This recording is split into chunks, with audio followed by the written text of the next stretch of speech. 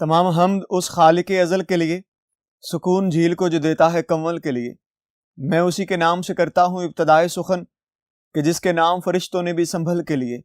میرا رسول ہمیشہ کمال کرتا ہے، وہ جو بھی فیصلہ کرے بے مثال کرتا ہے۔ میرے رسول کو شمس و قمر سے مت پہچان، کہ ایسے کام تو اس کا بلال کرتا ہے۔ اللہ اور اس کے رسول کے نام کے بعد کام کا آغاز کریں گے۔ عزیز طلباء، میں آصف رائے۔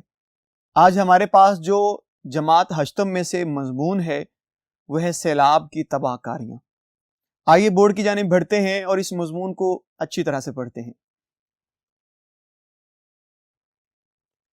جی عزیز طلباء، ہمارے پاس آج کا جو مضمون ہے وہ ہے سیلاب کی تباہ کاریاں، کہ جب سیلاب آتے ہیں تو کس طرح سے اپنے ساتھ کئی چیزوں کو بہا کے لے جاتے ہیں، کتنے بستیوں والوں کا نقصان کر جاتا ہے یہ سیلاب، کس طرح یہ ہر سمت تباہی مچاتا ہوا جاتا ہے، اس سے لوگوں کے کیا کیا نقصانات ہوتے ہیں، لوگ کن پریشانیوں سے وبال سے گزرتے ہیں۔ آج ہم اس مضمون میں یہی چیزیں زیر بحث لائیں گے۔ آئیے اس مضمون کو پڑھتے ہیں۔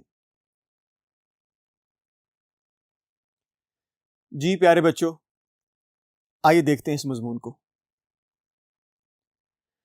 برسات کے موسم میں ہمارے ملک کے تقریباً ہر دریا میں سیلاب آ جاتا ہے۔ ان میں بعض سیلاب بڑے تباہ کن ہوتے ہیں، جن سے بھاری جانی اور مالی نقصان ہوتا ہے۔ اس کے علاوہ فصلوں کو بھی شدید نقصان پہنچتا ہے۔ پچھلے سال مجھے بھی سیلاب کی تباہ کاریاں دیکھنے کا موقع ملا۔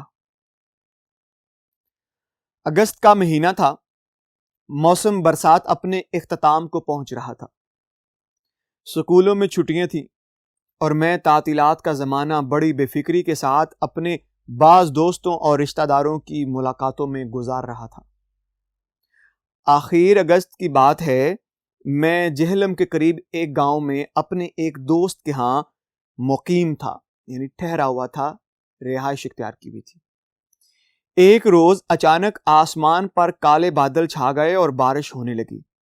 یہ بارش مسلسل 8 روز تک ہوتی رہی، جس سے آس پاس کے ندی نالوں میں طغیانی آ گئی، یعنی تمام جتنے بھی ندی نالے تھے وہ اپنے آپ سے باہر ہو گئے۔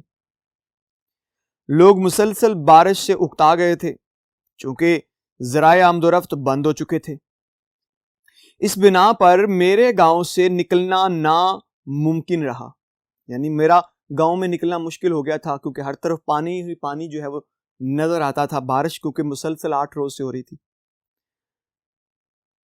12 ستمبر کی صبح کو اچانک پانی کی خوفناک آواز سنائی دی، جس سے گاؤں کے لوگ پریشان ہو گئے۔ صحیح صورتحال معلوم کرنے کے لیے کچھ افراد کو دریا کی طرف بھیجا گیا۔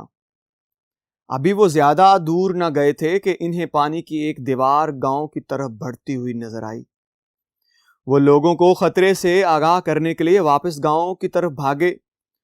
وہ چلا چلا کر کہہ رہے تھے کہ سیلاب آ گیا، سیلاب آ گیا، بھاگو، اپنے آپ کو بچاؤ۔ یہ سن کر بستی کے لوگ پریشان اور اضطراب کے عالم میں گھروں سے باہر نکل آئے۔ گاؤں کے قریب ایک اونچی پہاڑی ہے، سب لوگوں نے ضروری سامان سمیٹ کر پہاڑی کی جانب بھاگنا شروع کر دیا۔ عورتیں، بچے اور بزرگ خوف سے چیخ رہے تھے اور مدد کے لیے پکار رہے تھے۔ ہر طرف نفسا نفسی کا عالم تھا۔ اس دوران سیلاب کا پانی گاؤں کی گلیوں میں پہنچ گیا۔ وہ لوگ جو پانی کی لہروں کا مقابلہ نہ کر سکتے تھے، گاؤں ہی میں رہ گئے اور جان بچانے کے لیے مکانوں کی چھتوں پر چڑھ گئے۔ گلیوں میں 5-5 فٹ پانی بہنے لگا۔ ہم لوگ پہاڑی پر پناہ لے چکے تھے، چنانچہ وہ رات ہم نے انتہائی پریشانی میں گزاری۔ صبح ہونے تک غریب لوگوں کے کچے مکانات کافی تعداد میں گر چکے تھے۔ شاید ہی کوئی ایسا گھر ہوگا جسے نقصان نہ پہنچا ہو۔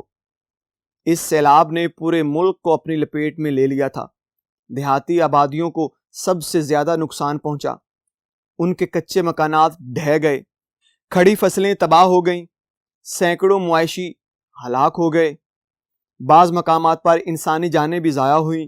وہ لوگ جو کل تک اپنے گھروں میں خوش و خرم زندگی گزار رہے تھے، بے گھر ہو کر رہ گئے تھے۔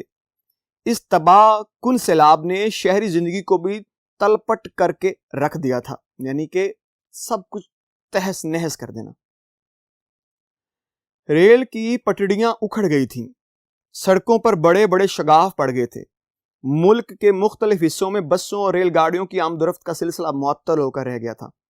اخبارات میں سیلاب کی تباہ کاریوں کی خبریں مسلسل شائع ہو رہی تھی۔ شہروں میں گاؤں سے آنے والی خوراک کی رسد بھی بند ہو چکی تھی، جس سے شہری آبادیاں سخت مصیبت میں مبتلا تھیں۔ سیلاب کی تباہ کاریوں سے لوگوں کو نجات دلانے کے لیے پوری سرکاری مشینری حرکت میں آ گئی، اور اس کے ساتھ ساتھ ملک کی بعض دیگر سماجی اور سیاسی تنظیموں نے بھی خدمت خلق کا جذبہ لے کر میدان میں نکل آئیں۔ رضاکاروں کی امدادی پارٹیاں پانی میں گھرے ہوئے لوگوں کو خوراک پہنچانے اور کشتیوں کی مدد سے انہیں نکال کر محفوظ مقامات پر پہنچانے میں لگی تھی۔ سیلاب زدہ علاقوں میں وبا پھوٹنے کا شدید خطرہ ہوتا ہے۔ اس خطرے کے پیش نظر لوگوں میں دوائیں مفت تقسیم کرنے کے لیے ڈاکٹروں کی مختلف پارٹیاں بھی جگہ جگہ پہنچ گئی تھیں۔ آہستہ آہستہ سیلاب کا زور ٹوٹنے لگا۔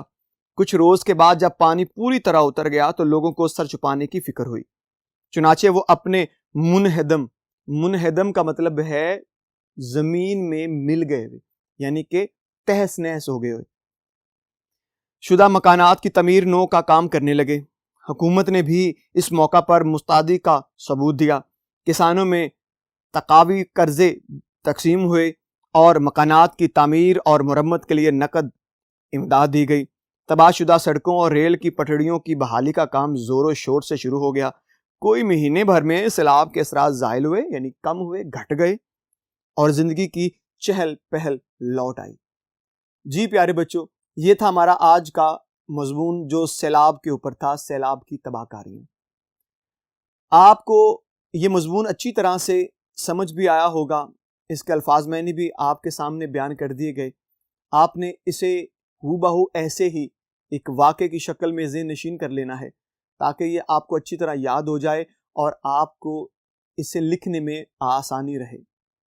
امید کرتا ہوں آپ نے اسے ازبر کر لیا ہوگا۔ انشاءاللہ اگلے لیکچر میں ایک نئے مضمون کے ساتھ پھر حاضر ہوں گا۔ تب تک کے لیے مجھے اجازت دیجیے گا۔ اللہ حافظ۔